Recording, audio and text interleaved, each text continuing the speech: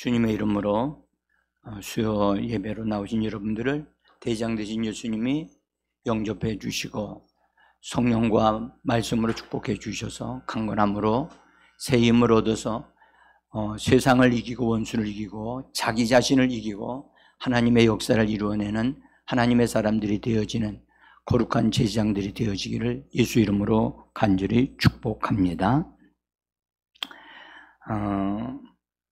제가 바른 고백과 잘못된 고백 이 두 가지를 말씀을 드리면서 오늘 새벽에도 잘못된 고백에 대한 말씀을 드렸습니다.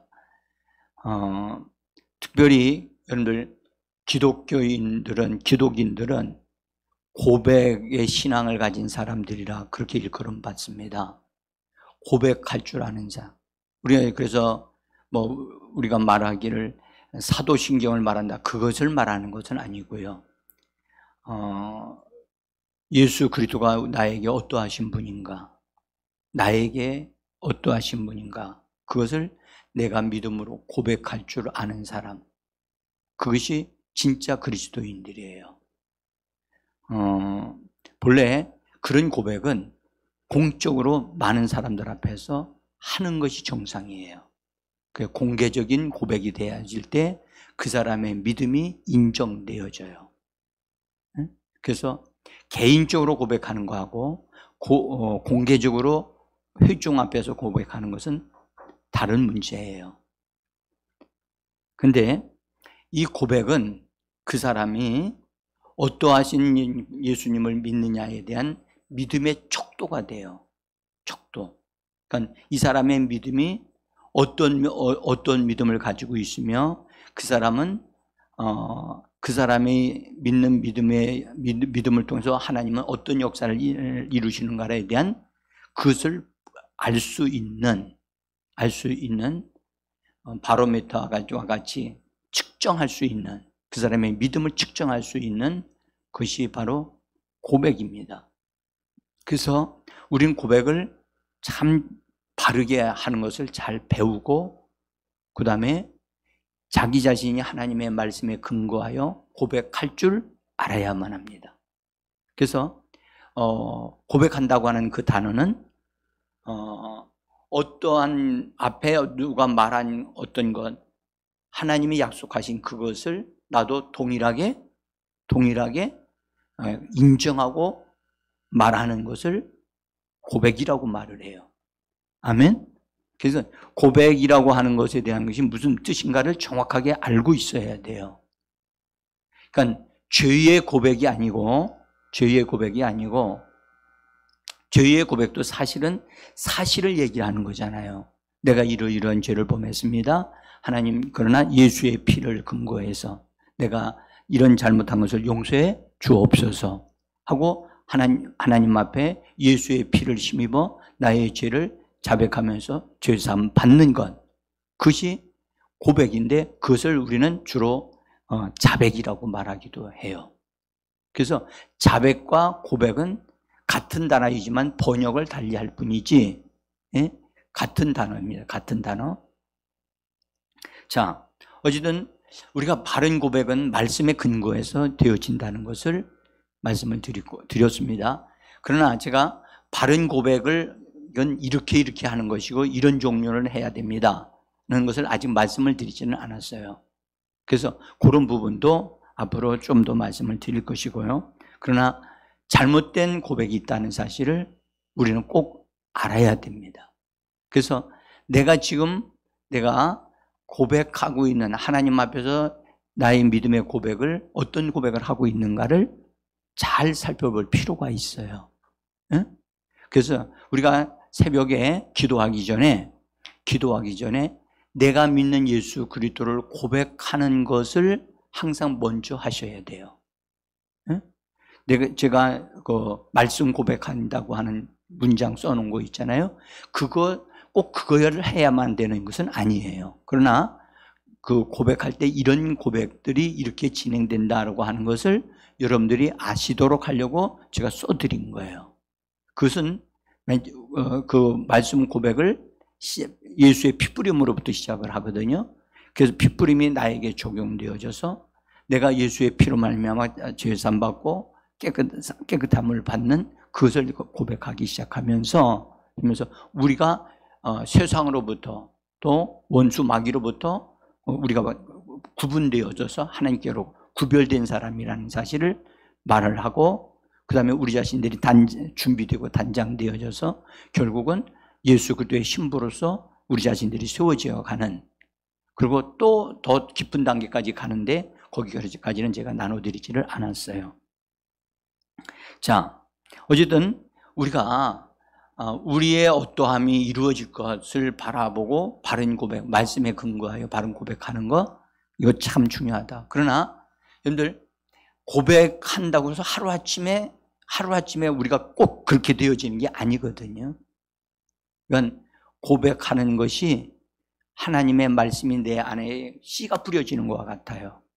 씨가 뿌려져서 우리 안에서 마음에 그 말씀이 심겨지고, 그래서 우리 마음밭이 이게 새롭게 되어지면 어느 순간에 내가 고백한 그것이 믿음화 되어져요. 그래서 믿음은 고백을 통해서 믿음이 우리 안에 조성되어지고 세워지는 거예요. 그냥 말씀만 계속 읽는다고 해서 우리가 믿음이 세워지는 게 아니고 자라는 게 아니에요. 반드시 말씀은 고백이라고 하는 것을 통해서 우리에게 믿음을 선물로 갖다 주는 겁니다. 그래서 이 원리를 성도들이 꼭 알아야 돼요. 그래서 고백하는 것 가운데 거기에 협력하는 게 뭐냐면 묵상하는 거예요. 묵상하는 것이 고백에 포함되어져요. 응? 그래서 이런 부분들이 있다는 사실을 우리가 꼭 알고, 여러분들 믿음이 증가되기를 원합니까? 그럼 뭐 하면 되겠어요? 말씀을 고백하면 돼요. 그러면 어떤 믿음이냐? 어떤 믿음을 가질 것이냐? 능력에 대한 믿음을 가질 것이냐? 재정에 필요한 것을 가지는 믿음을 받을 것이냐? 기도 응답에 대한 믿음을 가질 것이냐에 따라서 거기에 속한 말씀들을 우리가 취하여서 우리가 고백하면 되어지는 거예요. 아멘? 제가 이렇게 말씀을 드리는 것은 여러분들에게 필요한 것에 따라서 그 말씀을 이렇게 붙잡고 기도해야 한다, 말을 하고 고백을 해야 한다, 그 말씀을 드리는 거예요. 고백해서 믿음이 생긴 다음에 기도를 해야지, 믿음이 없는 상태에서 기도만 하면 헛심만 드는 거예요. 헛심을 들으면 소용없어요. 믿음의 기도가 응답받는 것이지 그냥 기도한다고 응답해 주시는 하나님이 아니시거든요. 그러니까 우리가 믿음의 기도가 되어지려면 그 말씀이 우리 안에 믿음이 되어지기까지 우리가 수고를 해야 됩니다. 응? 협력을 해야 됩니다. 자, 그 다음에 우리가 언어 습관을 각 사람들이 다 가지고 있거든요. 말하는 습관을 가지고 있어요.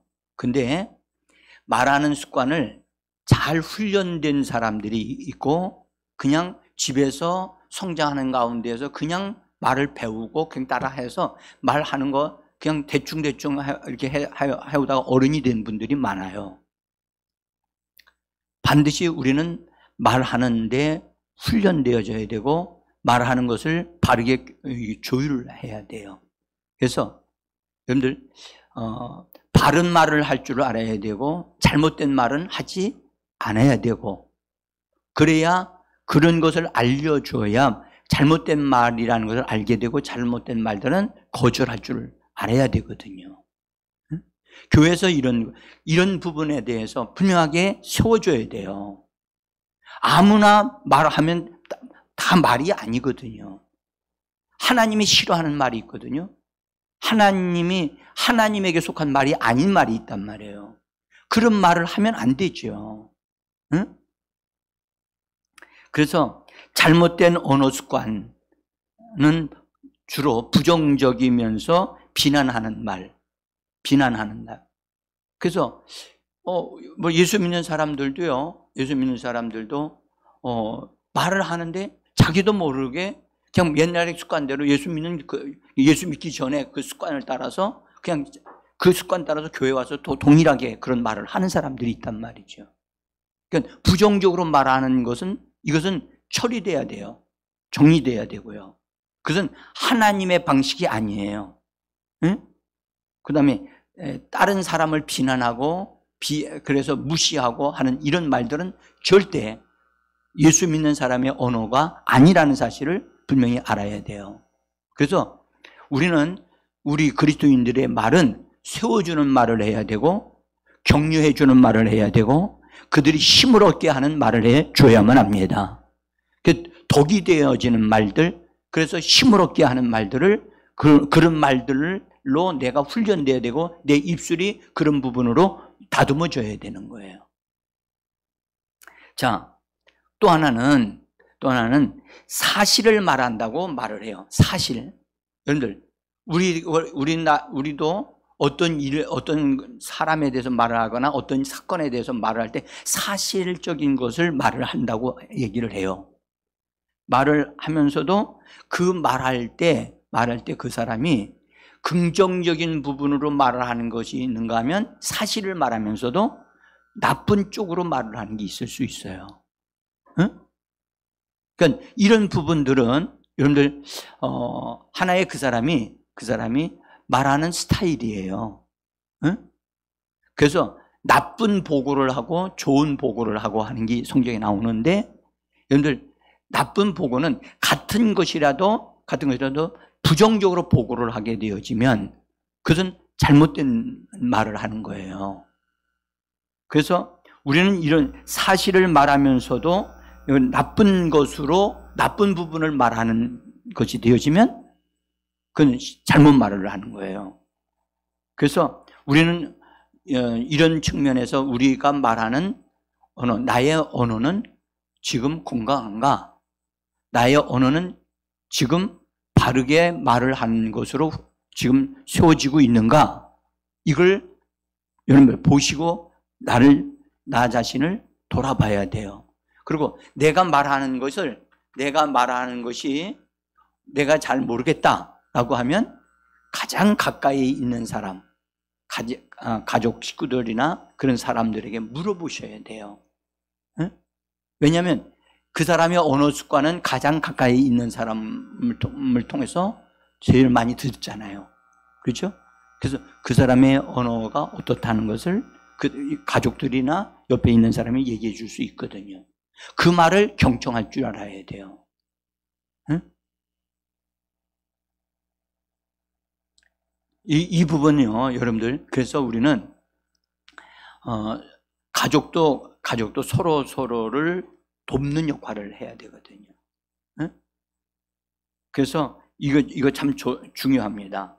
그래서 우리 자신들이 건강한 언어 습관을 가져야 된다 하는 것을 제가 다시 한번 말씀을 드리면서 오늘의 본문에 있는 성경에 있는 말씀을 통해서 우리가 이제 볼 것은 현재 상태의 어려움을 말하거나 자신의 느낌을 말하는 것, 그것이 우리가 보기에는 현재 사실을 말하는 거예요. 응? 사실을 말하는데 그 사실을 말하는 것이 있지만 그것이 옳은 말이냐, 잘못된 말이냐, 이것은 점검해 볼 필요가 있어요. 오늘 나오는 성경 말씀을 통해서 우리가 다시 한번 분명하게 보기를 원합니다. 오늘 본문에 나오는 말씀은 아들이 귀신이 들려서 경기를 일으키고 거품을 보구적 하면서 땅에서 대굴대굴 굴르는 그런 아들이 있는 아버지가 그 아들을 고치고자 해서 상당히 노력을 많이 하는 그런 아버지의 모습을 우리가 봅니다. 어느 부모인들 자기 자식이 건강하게 되어지는 걸 원하지 않는 부모가 누가 있겠습니까? 그런데 이 아버지는 그 시대로 본다면 이런 아들이 있을 경우에는 주로 누가 애를 쓰느냐? 엄마가 애를 쓰게 되는데 엄마가 나오지 않고 아버지가 나온 것으로 볼 때에 남달리 이 아버지가 가정을 사랑하고 자녀들을 사랑해서 어찌든지 고치고자 하는 그런 아름다운 마음을 가지고 있는 사람이에요. 응? 자, 여기 그런데 이 아이를 고치기 위해서 그 당시에 예수님을 만나기 위해서 찾아갔는데 예수님은 안 계셨고 제자들만 있는 거였어요. 그래서 제자들만 있어서 그래도 제자들도 귀신 내쫓고 했으니까 제자들한테 도움을 받고자 요청을 했는데 제자들이 귀신을 내어쫓지 못했어요. 그러자 실망을 해가지고 거기 있는 서기관들이나 그 당시의 유대 종교 지도자들과 서로 제자들과 함께 언쟁을 하고 얘기를 하고 있었는데 이야기를 하고 있을 때 예수님이 마침 그 기도하러 올라가셨다가 내려오신 거예요. 내려오셨는데 내려오실 때 보니까 사람들이 막 서로 소리가 커지는 어떤 현상들이 있었던 것 같아요. 그래서 예수님이 내려오시면서 너희가 뭐 때문에 저 사람들과 저렇게 그렇게 변론을 하고 논쟁을 벌이고 있느냐라고 말씀을 하는 것으로 오늘 본문의 시작이 그렇게 되어지는 거예요. 자, 그때 그 아버지가 예수님을 기다렸다는 듯이 그래서 예수님 앞에로 가서 말을 합니다. 여러분들 이 말을 우리 한번 17절, 18절, 주로 18절인데요. 18절에 우리 한번 그 아버지가 하는 말을 한번 같이 다시 한번 읽어봅시다. 귀신이 어디서든지 그를 잡으면 거꾸러져 거품을 흘리고 이를 갈며 그리고 파리해지는지라 내가 선생님의 제자들에게 내쫓아 달라 하였으나 그들이 능히 하지 못하더이다.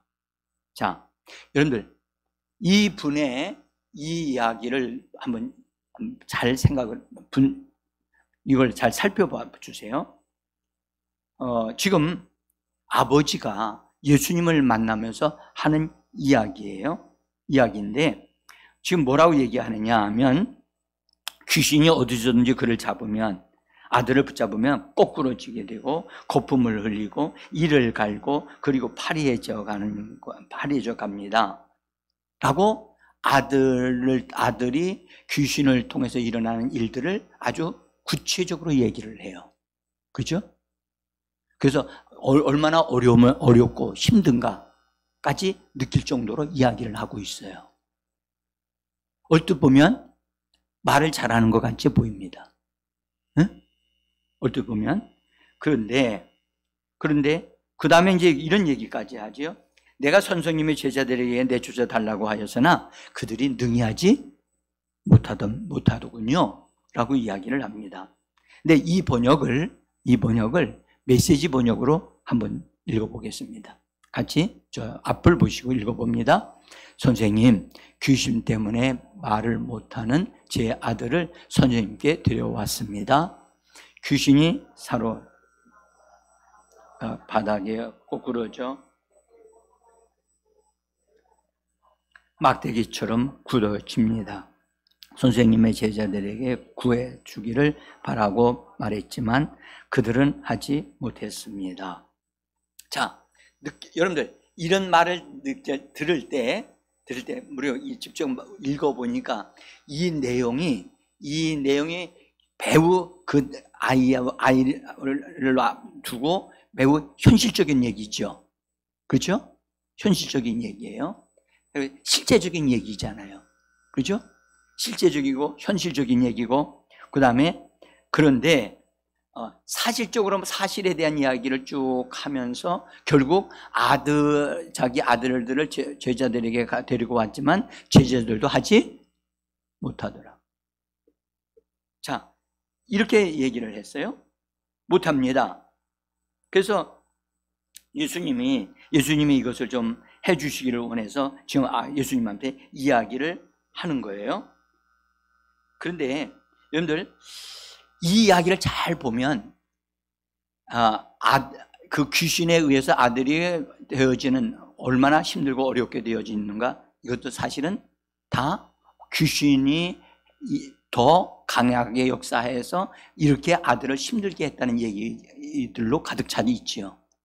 잘 들어보셔야 돼요. 그 다음에 결국 제자들에게도 갔지만 제자들이 해주지를 못했다. 이거 하는 부정적인 보고지요. 그죠? 이런 보고를 예수님이 받으셨을 때 예수님의 반응이 어땠던가를 우리가 보셔야 돼요. 예수님이 이 사람의 이야기를 하는 걸 듣고 예수님이 뭐라고 말씀을 하셨어요? 응? 믿음이 없는 세대예요. 제자들도 믿음이 없고 그 아버지도 믿음이 없고 거기 있는 사람들이 다 믿음이 없는 것을 예수님이 탄식하고 있는 거예요. 이 아버지가 얘기한 걸 가지고 예수님이 그래, 내가 그걸 고쳐주겠다, 그렇지 아니하시고 탄식하신다는 거예요. 이런 고백은 주님이 기뻐하시는 고백이 아니라는 거예요. 응? 근데 오늘날 우리들이 하나님, 우리 가정이요, 하나님, 제가요, 이렇게 하고 이런 일들이 있고 저런 일들이 이렇게 너무 힘들어요. 그 어려움이 있어요. 라고 어려움을 하나님 앞에 딱 진열시켜 놓고 이 문제를 해결하기 위하여 어떤 분한테 가서 얘기했더니 그 사람은 모른 척하고 아무것도 날 도와주지 않았어요. 라고 말하는 것과 똑같은 얘기예요. 이런 고백은 하나님을 감동시키지 못해요. 응? 믿음이 없는 세대여라고 주님이 탄식을 하셨듯이 이런 말들은 주님이 일을 하시도록 하는 그것이 안 되는 거예요. 그래서 우리가 고백을 하더라도 이런 말들은 하지 말아야 되는 거예요. 응? 하나님은, 예수님이 이런 말씀하셨어요. 너희가 하나님 앞에 기도하기 전에 너희에게 필요한 것을 다 하나님이 뭐 하신다? 아신다는 거예요. 아시는데 그분 앞에 쫙 진열시켜 놓을 이유가 없는 거예요. 하나님은 다 알고 계시는데 그걸 일일이 쭉 말하면서 그걸 말하는데 1시간 30분에서 1시간까지 그런 사정 얘기를 쫙 늘어놓는다고 하면 하나님이 뭐라고 그러시겠어요? 참 내가 굉장히 네 말을 듣기가 어렵다, 그러지 않겠어요? 믿음이 없는 말.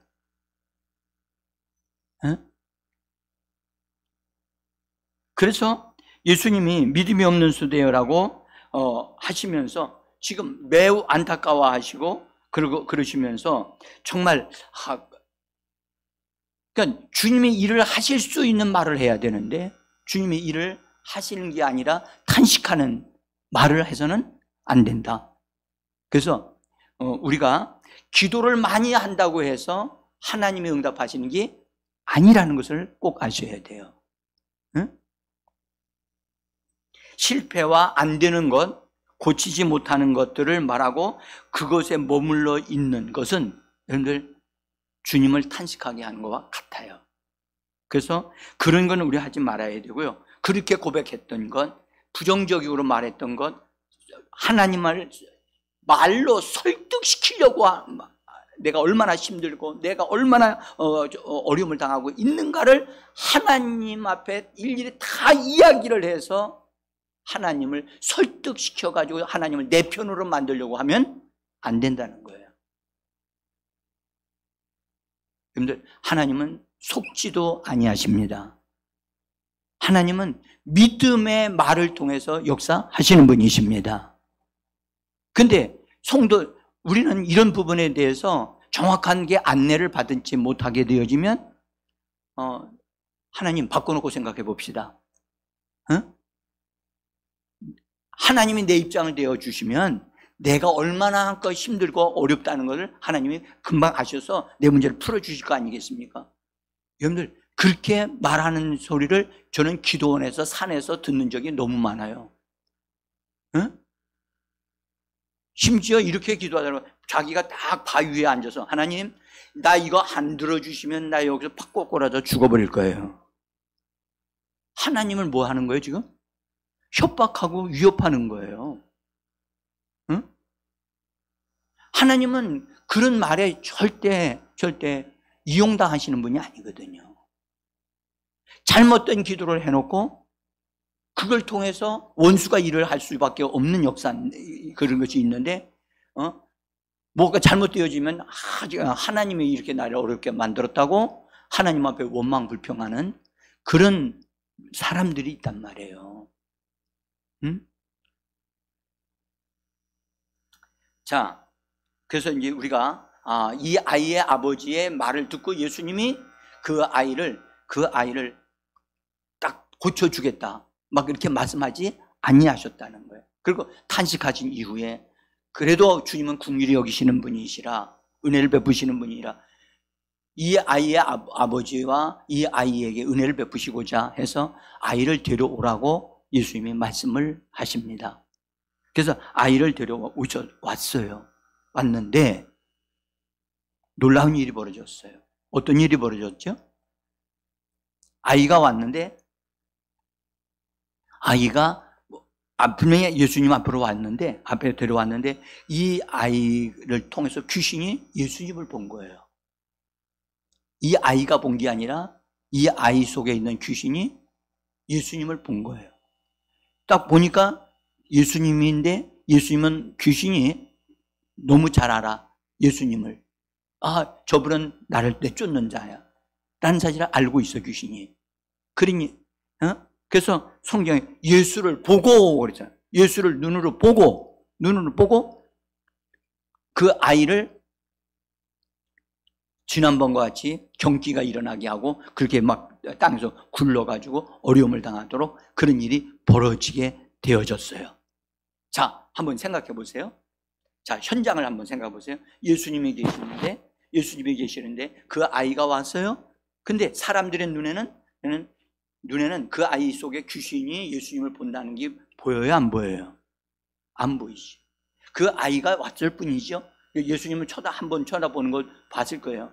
그런데 갑자기 거기에서 경기를 일으키고 뒤집어지면서 전보다 더 심하게 어려움을 아이에게 주는 거예요. 왜 그러죠?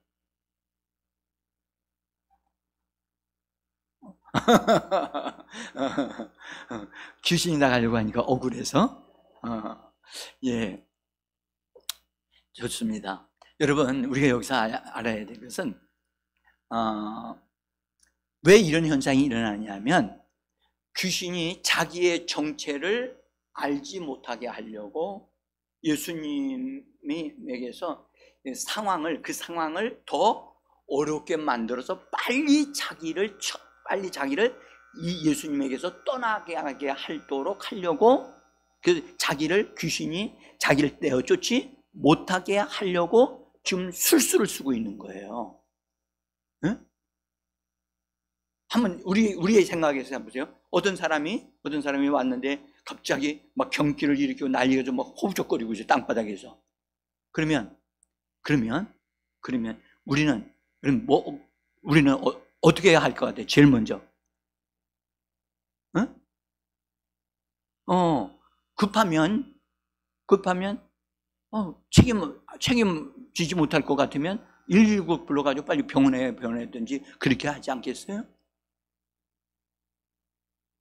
근데 그렇게 막 엉망인 상태가 되어지는데 예수님은 이 긴급한 상황, 아주 그 아이가 지금 어려운 상황이 막 놓여 있잖아요, 갑자기. 그러면 어떻게 해야 되죠? 예수님이 바로 고쳐줘야 되는 것 같이 느껴지잖아요. 그런데 예수님이 그 사람을 고쳐줬어요, 안 고쳐줬어요? 이해가 안 되는 행동을 하신다고요. 이해가 안 되는 행동을 하신다고. 자, 일단은 예수님이 그 아비에게 물었어요. 뭐라고 물었느냐? 언제부터 이렇게 되었느냐? 여러분들, 언제부터 이렇게 되었느냐? 자, 보세요. 이 말은 예수님이 몰라서, 이 아이가 언제 이렇게 되는 걸 예수님이 몰라서 그 아버지에게 묻는 것일까요? 그러면 왜 물으시는 거예요? 아니, 예수님이 지금 한가롭게 이렇게 이런 질문을 하고 계실 시간인가요? 한번 생각해 보세요. 아이는 지금 허우적거리고 있어요. 근데 이 아이가 언제부터 이렇게 됐느냐? 이것을 지금 물으실 만큼 그렇게 한가로우신가요? 그렇지 않잖아요. 우리의 인간적인 측면에서 지금 다급한 면이 있거든요. 근데 예수님은 다급하게 그 일을 처리를 안 하셔요. 응? 그러면서 언제부터 이렇게 됐느냐? 그러니까 아이 아버지가 자기가 아는 범위 내에서, 자기가 알고 있는 범위에서 이야기를 합니다. 뭐라고 얘기를 하느냐? 자, 그 아버지의 말입니다. 22절에서 보면 이렇게 얘기해요. 어릴 때부터입니다. 어릴 때부터입니다. 같이 읽어봅시다. 시작. 어릴 때부터입니다. 귀신이 그를 죽이려고 아주 던졌나이다. 그러나 무엇을 하실 수 있거든 우리를 불쌍히 여기사 도와주옵소서. 잘 보세요. 앞부분에서는 이 아이가 오기 전에 아버지가 얘기한 것에 대해서 얘기한 것과 조금 달라진 상황이 이제 벌어져요. 아버지가 얘기하기를 뭐라고 얘기하느냐? 어릴 때부터입니다. 근데 귀신이 그를 붙잡기만 하면요, 어릴 때도 붙잡기만 하면 불에도 들어가고 물에도 들어가게 해가지고, 그래서 엄청나게 어려움이 많았습니다. 여러분들, 당연히 불에 들어가면 어떻게 돼요? 왜 불에 귀신이 그 아이를 불에 들어가게 했을까요? 죽이려고요. 그러니까 당연히 화상을 입었겠죠. 물에 들어가려고 했어요? 물에 빠져서 죽게 하려고 한 거지요. 예. 이건 어려움이 얼마나 많았겠어요. 그죠? 자, 근데 그렇게 자주 던졌나이다. 이것도 아직도 이 아버지는 자기 아들이 얼마만큼 힘든 삶을 살아왔는가에 대한 이야기를 지금 하고 있는 거예요. 그러면서 예수님께 뭐라고 얘기하냐면, 무엇을 하실 수 있거든 우리를 불쌍히 여기서 도와주옵소서 라고 그렇게 이야기를 합니다. 여러분들, 우리가 인간적으로 보면 불에도 들어가고 물에도 들어가 가지고 그렇게 어려운 일이 있었습니다 라고 말할 때, 우리 인간적으로 예수님의 그분이 진짜 사람을 이해하시고 사람을 아시는 분이라면 뭐라고 얘기해야 될까요? 그 아버지한테 뭐라고 얘기해요? 한마디 좀 해보세요. 그 아버지한테 이런 얘기를 하는 아버지한테 한마디 뭐라고 할 것 같아요? 아니, 정말 그렇겠죠. 그런 말도 할 마음도 하잖아요. 너 참, 당신 고생 많이 했습니다. 어려움이 많았었군요. 그 사람을 격려해주고 위로해주기 위해서라도 그런 말을 할 수 있잖아요.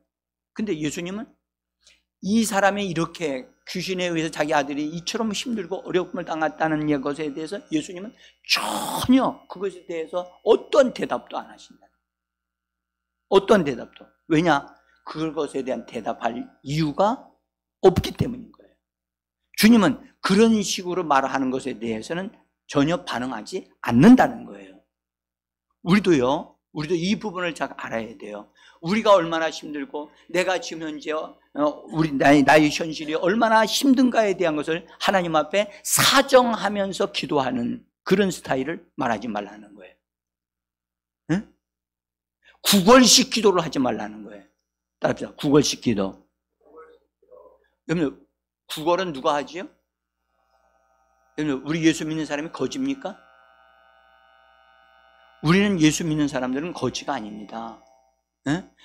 예수의 피로 죄사함을 받고 하나님 앞에 설서 당당하게 하나님의 자녀로서 우리가 하나님 앞에 구하면 하나님이 들으시고 응답을 받는 그런 복 있는 자들인 것입니다. 그런데 내가 지금 이처럼 이걸로 인해서 이렇게 힘들고 어렵고 이렇게 됐습니다.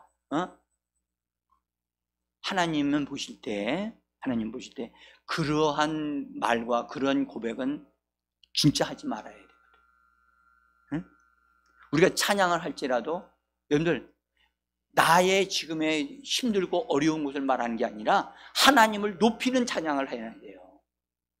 예수 그리스도의 위대하심과 예수님의 풍성하심과 예수님의 능력이 있으심과 예수님의 지혜가 충만하신 이런 부분을 우리는 노래하고 하나님을 높여드릴 때 우리 주님도 기뻐하실 뿐만 아니라 그것을 말하는 우리에게도 힘이 되고 믿음이 되어질 줄 믿습니다. 자, 그래서 여기서 예수님이 전혀 그 사람에게 그렇게 하는 말에 불에라 물에 들어가서 고생했다 이런 말씀하지 아니하셨다는 거예요. 그러면서 그가 맨 마지막에 하는 말을 예수님이 딱 들으시고 이런 말을 했죠. 그 사람이 그러나 무엇을 하실 수 있거든 우리를 불쌍히 여기서 도와주옵소서 그 말을 했어요. 여기서 무엇을 하실 수 있거든 이 말에 누가 무엇을 할 수 있는 거예요? 예? 예. 그 부분에 우리 성경은 그 말을 생략했어요. 자, 거기 22절, 거기 확대 성경으로 되어져 있는 부분이 있어요. 자, 확대 성경으로 한번 읽어봅시다. 그 밑에 시작. 그러나 만약 당신이 어떤 것을 하실 수 있다면 라고 누가 말을 했어요? 그 아비가 얘기한 거예요. 만일 당신이 누구예요? 예수님이 어떤 것을 하실 수 있다면 이 말로 그 사람이 예수님에게 말을 할 때 예수님은 이 말을 딱 예수님 붙잡으시고 지금 당신이 나에게 무엇을 할 수 있다고 말을 합니까? 응? 내가 무엇을 할 수 있다고 말을 한다면 내가 일을 하려고 하면은 뭐가 필요하냐? 믿음이 필요하다. 그래서 그 믿음의 역사가 일어나려면 당신이 뭐 해야 된다? 믿는 자가 되어져야 한다라는 것을 예수님이 그 사람에게 알려주시는 놀라운 일이 일어난다고요. 응? 자, 지금 주님은요, 이 아이의 과거가 어떻다는 거, 과거에 얼마만큼 고생했다, 그거에 대해서 전혀 예수님은 대답을 안 하셔요. 그 다음에 현재 그가 엄청나게 힘들고 어렵고 떼굴떼굴 굴르고 있을지라도 거기에 그것에 대해서 예수님 요동하지 않으시는 거예요. 예수님의 움직임은 이 사람이 말한 대로 만약 당신이 하실 수만 있다면, 근데 그 말에 예수님이 딱 그 말을 붙잡고 내가 당신을 위해서 어떤 일을 할 수만 있으려면 그 말씀을 예수님이 딱 붙잡고 말씀을 하시는 거예요. 그래서 할 수 있다고 하는 말이 무슨 말이냐? 나는 무엇이든지 다 할 수 있다. 그러나 내가 할 수 있도록 당신이 믿는 자가 되어야 된다. 뭐가 되어야 된다? 믿는 자가 되어야 된다. 지금 예수님은요, 아이의 병을 고치시는 것이 먼저가 아니고 그 아비의 믿음 없는 것을 지금 세워주려고 하는 거예요. 믿음이 있는 사람이 되게 하려고요. 왜냐 그러면 예수님은 믿음을 통해서 일을 하시는 분인데 그 아이의 아버지는 지금 믿음이 없어요. 없고 그 아이도 믿음이 없어요. 그러니까 믿음이 없는 사람들에게 예수님이 뭔가를 역사를 이루어 주실 수가 없는 거예요. 그러니까 이 믿음이 있게 하려고 하니까 예수님이 그와 함께 자꾸 이야기를 하는 거예요. 말을 하면서 예수님과의 대화 속에서 믿음을 가질 수 있도록 예수님이 지금 이끌어가고 계시고 도와주고 계시는 거예요. 오늘도 여러분들 우리도 동일합니다. 문제를 해결하실 수 없는 분이 아닙니다. 무엇이든지 하실 수 있습니다, 주님은. 그런데 그것을 해결하려고 하면 우리 자신이 믿음이 있어야 되고 믿는 자가 되어져야 하는 겁니다. 믿는 자가 되어져야 돼요. 여러분들, 제가 23절을 다시 성경 거기 써놨는데 한번 보세요. 23절 같이 한번 읽어보세요. 다른 번역으로 읽어봅니다. 저 읽습니다. 예수께서 그대가 나에게 만일 당신이 하실 수 있으시다면 이라고 말하십니까? 믿는 사람에게는 모든 것이 가능합니다 라고 하시니, 믿는 사람에게는 만일이란 없다, 모든 것이 가능하다. 여러분들, 이 말이 오늘 우리에게도 동일하게 주어지는 말씀임을 믿으시기를 바랍니다.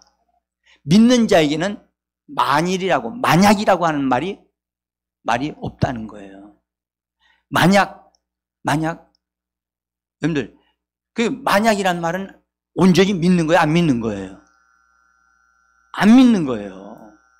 믿는 자에게는 그러니까 믿는 자에게는 하나님의 역사가 일어나는데, 믿지 아니하는 자들, 만약이라고 하는 말을 쓸 때에는 여러분들 하나님의 역사가 일어나지 않습니다. 그래서 다른 어떤 번역은 믿는 자에게는 만일이란 것이 없다라고 하는 말을 이렇게 첨가해서 번역을 해놨어요. 여러분, 기도할 때 잘 들어보세요.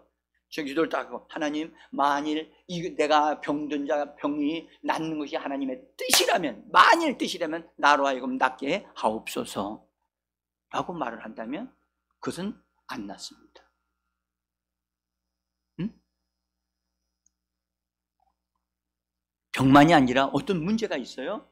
하나님, 믿음으로 자기가 쭉 말을 해놓고, 만일 하나님의 이 문제를 해결하시는 것이 하나님의 뜻이 하나님의 뜻이 아니라면, 하나님, 나는 이것에 대해서 이렇게 하겠습니다 라고 한다면, 거기도 만약이라고 하는 단어를 쓴다면 그것은 믿음으로 한 내용이 아닌 거예요. 믿음의 기도는 만약이라고 하는 말을 쓰지 않습니다. 아멘? 단 한 가지 기도가 만약이란, 예수님이 십자가를 지시기 전에 하나님 앞에 기도했죠. 뭐라냐면 예수님이 이런 기도를 합니다. 오 하나님, 하실 수만 있다면 이것이 내게서 뭐하게 하옵시고 지나가게 하옵소서. 그러나 아버지의 뜻이 내 뜻대로 마옵시고 아버지의 뜻대로 하옵소서. 그럴 때 예수님은 그것이 아버지의 의지에 따라서 결정되어지게 하기 위해서 할 때에 그런 기도는, 그때는 만약이라고 하는 단어를 쓰셨어요. 응? 그런데 그 외에 어떠한 다른 기도를 말할 때는 여러분들 전혀 이 만약이라는 말을 사용하지 아니하셨다는 사실을 꼭 아셔야 돼요. 응?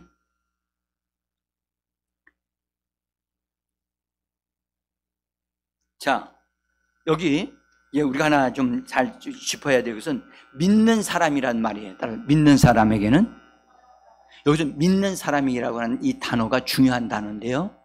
이 단어는 그 시제상이 분사형으로 되어 있는데, 이 말이 무슨 말이냐면 계속적으로 믿고 있는 상태. 어떤 시점에서부터 그것을 하나님의 말씀을 통해서 계속 믿고 있는 상태에 있는 사람을 가리켜 믿는 사람이라고 하는 거예요. 아멘? 그러면 지금은 믿어요? 안 믿어요? 지금도 믿어요. 예? 어떤 시점에서부터 계속해서 그 사람이 그것을 믿고 있는 거예요. 근데 누구를 믿어야 돼요? 예수 그리스도를 믿는 자를 말하는 거예요. 지금 여기서 믿는 자에게는 예수를 믿는 자를 말하는 겁니다. 예수를 믿는 자에게는 모든 것이 가능하다는 거예요. 아멘? 그러니까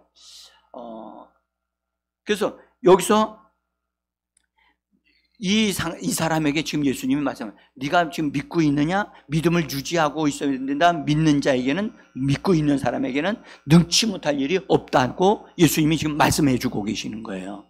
응? 그러니까 그 아버지가 예수님의 이 말씀을 듣고 귀가 번쩍 열린 거예요. 귀가 번쩍 열려서 그렇구나. 이 아들의 문제가 해결되어지려면 내가 뭐 해야 된다? 믿고 있는 자가 돼야 되는구나. 믿고 있는 자가 돼야 되는구나. 그래서 그가 이 하나님의 은혜로 말씀을 통해서 이 말씀이 딱 믿어지니까 그가 고백한 말이 뭐라고 그랬어요? 내가 믿나이다. 그죠? 내가 먼저 믿나이다. 그러나 뭐라고 그랬죠? 내가 나의 믿음 없는 것을 도와주세요. 그렇게 말을 하죠. 그런데 이 부분을 다른 번역 성경으로 한 번 더 보겠습니다. 한번 내가 믿나이다. 제가 여기 써놨죠? 같이 메시지적으로 읽어봅시다. 제가 믿습니다. 의심하지 않도록 도와주십시오. 제가 믿나이다. 나의 불신앙을 정복할 수 있도록 나를 도와주옵소서. 저는 요 다른 번역 성경이 매우 좋은 번역이라고 생각을 해요. 나의 불신앙을 정복해가지고 능히 그것을 다 걷어내고 믿는 자로서 내가 설 수 있도록 나를 도와주옵소서. 지금 중요한 것은 자기 속에 불신앙이 있다는 것을 이야기를 해요, 안 해요? 지금 이 사람은 이 번역에 의하면 자기의 불신앙을 고백하고 있는 거예요. 근데 나의 불신앙을 뭐 한다? 정복한다는 거예요. 정복하고 그것을 깨뜨려 버리고 변화가 일어나서 나는 믿는 자가 되기를 원한다는 거예요. 할렐루야. 이런 번역이 우리에게 힘을 준단 말이죠. 근데 저 메시지 성경도요. 그렇죠. 내가 믿나이다. 의심하지 않도록 도와주세요. 그러니까 의심하지 않도록 예수님께 도움을 요청하는 거잖아요. 근데 이것도 도움이 돼요. 이것도 도움이 된다고. 여러분들, 우리도 이것이 필요합니다. 이 부분이요. 내 힘으로 내 속에 있는 어떤 것들을 변화시킬 수 없으니까 주님이 주시는 그 믿음으로 내 속에 어떠한 것들이 정리되어져서 주님이 원하시는 사람으로 내가 서기를 원합니다. 이렇게 믿음으로 말씀을 가지고 고백할 수 있는 우리가 되어지기를 원합니다. 자, 지금요, 이 말씀 속에 주님이 이 아비엘을 점진적으로 어떤 사람이 되어가게 만들죠? 믿음이 있는 사람으로 지금 인도하고 계시는 거예요. 그냥 지나갈 수도 있는데도 불구하고 주님은 이 아비가 자기 아들을 고치고자 하는 그 열정과 그리고 그의 믿음을 바르게 세워주시면서 바른 고백을 하도록 지금 돕고 있는 거예요. 여러분, 이분을 도우시는 예수님이 지금도 우리를 돕고 계시는 것을 믿으시기를 바랍니다. 자, 그래서 이제 나중에 이 아비가 깨달아요. 아하, 아들의 문제가 아니라 지금 이 아들을 건강하게 하려면 바로 내가 믿는 사람이 되어져야 한다. 여러분들 잘 보세요. 가정에 자녀들을 고치려면 누가 바르게 서야 돼요? 아버지와 엄마가 바르게 세워져야 돼요. 응? 그래서 여기 이 아버지를 바르게 세우잖아요. 아버지를 바르게 세우는 믿음을 믿는 자가 되어지게 하니까 예수님이 그 아버지의 그 믿음의 고백, 불신앙을 정복하게 할 수 있도록 나를 도와주시옵소서 라고 정직하게 고백을 하니까 그 고백을 통해서 그가 믿음을 갖게 하시면서 예수님이 가서 그 귀신을 내어 쫓는 역사가 일어나는 거예요. 할렐루야. 그러니까 그로 말미암아 여러분 어떤 일이 벌어졌느냐, 귀한 것은 아이도 고침 받았지만 그 아비가 어떤 사람이 되었느냐, 믿는 사람이 되어진 겁니다. 응? 여러분 치료받는 게 중요합니까? 믿는 사람이 되는 게 중요합니까? 두 가지 다 중요하지 않습니까? 응? 근데 먼저가 뭐지요? 믿는 사람이. 여러분들 가정을 바르게 세우려면 남편이 이렇게 믿음의 사람으로 세워져야 돼요. 세워져야 자녀들이 바르게 세워져요. 아멘? 지금요, 몇 분은요, 지금요, 꿈뻑꿈뻑 졸고 있어요. 네?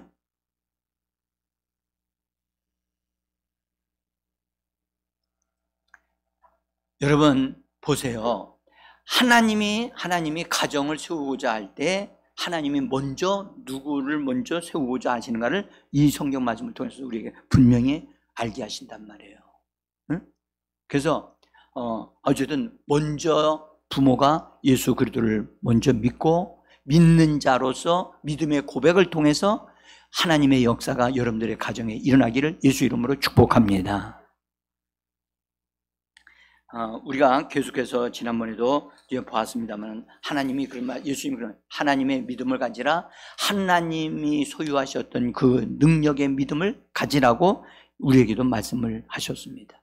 그래서 그 믿음 가져야 돼요. 그러면 우리 앞에 놓여 있는 산을 옮길 수 있습니다. 아멘. 무엇든지 장애물을 옮겨 놓을 수 있습니다. 예? 예수께서 우리를 위하여 질고를 당하심으로, 예수께서 병을 짊어지고 가심으로 우리는 치료받을 권리가 있는 줄 믿습니다. 그러니까 예수님이 이뤄놓으신 것에 대한 것을 믿음으로 붙잡고 그것을 믿음으로 고백하는 거예요. 고백할 때 그것이 우리 안에 믿음화되어지는 순간에 하나님의 기적은 일어나는 것입니다. 저는 이제 여러분들에게 이 말씀을 드리고 마무리를 지려고 합니다. 여러분들, 내가 붙잡아야 할 것은 내 느낌이나 몸의 느낌이나 환경이 어떻게 말을 해주는 그런 것을 붙잡고 말하는 자가 되면 안 되고 하나님의 말씀을 예수님께서 이루어놓으신 그것을 붙잡고 그것을 고백하는, 그러고 그것으로 인해서 믿음이 증가되어서 믿음의 역사가 일어나는 우리가 되어져야 할 줄 믿습니다. 사랑하는 성도 여러분, 잘못된 고백을 하던 이 아버지가 지금 어떤 고백을 하게 됐느냐? 바른 고백을 하게 됐죠. 바른 고백을 하니까 어떻게 됐느냐? 그 아이가 고쳐지고 그 가정의 생활이 전혀 다른 생활이 되어지기 시작했죠.